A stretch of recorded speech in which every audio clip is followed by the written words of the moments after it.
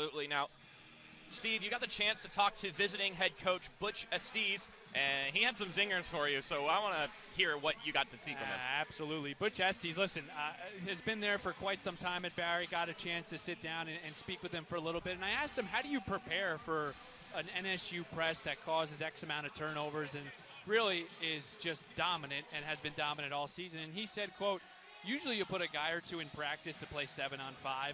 We put 5 defenders during practice, so our first-string guys were playing 10 versus 5.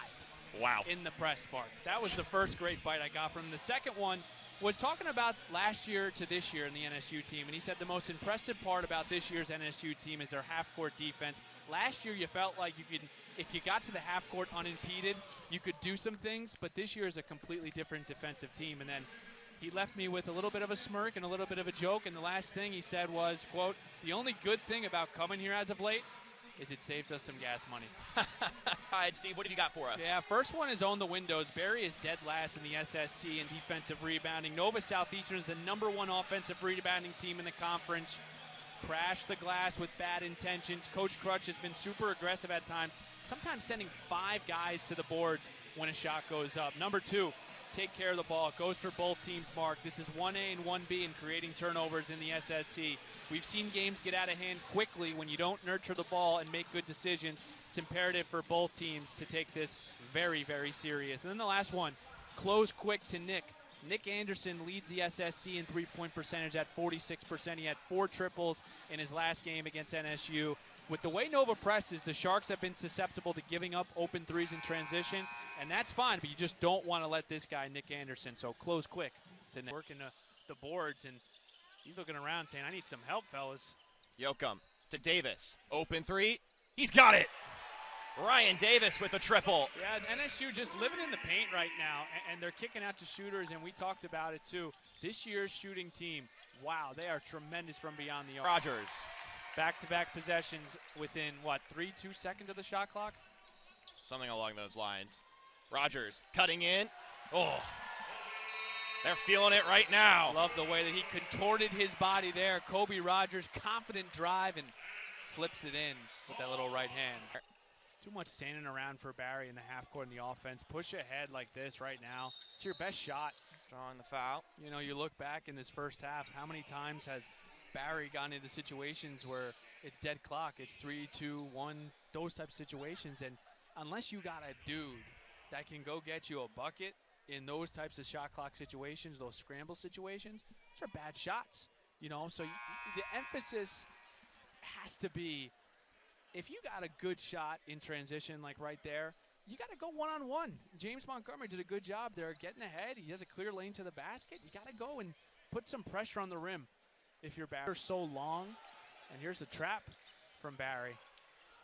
Davis, low pass inside. Sunohara gets the and one.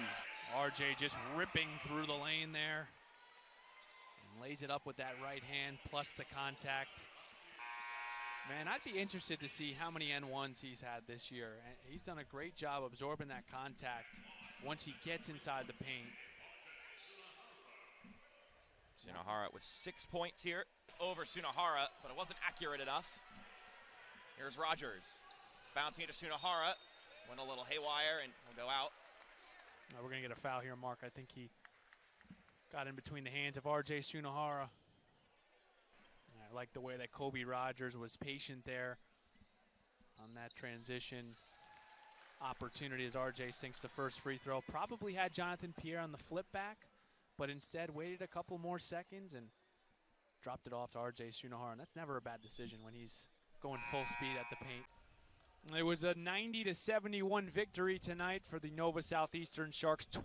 24-0, 3 games left. And alongside Coach Crutchfield, Mark Schoenster, I'm Steven Strom. Coach, was this as ugly as it looked from the broadcast booth? Yeah, there was a lot of fouls to start with. And when we can produce ugly sometimes, you know, the way we play, we're all over the court and causing a lot of loose balls. So that kind of ugly I like. You know, when we're knocking the ball around and if we come up with the possession, I like that ugly. But, you know, you go back and look and say, well, we didn't shoot as well today, you know, and we didn't shoot as well from the foul line. But overall, Barry's a good basketball team, and we're up 25 points when we come down the stretch. So somewhere along the way, we must have done some things that were good. And I thought, basically effort was pretty good. And that's kind of what we talk about. We don't always look as polished as we'd like to look, but as long as our effort is good, we'll see how things roll from there. But basically, it was good to get RJ back on the court for some extended minutes, between foul trouble and whatever.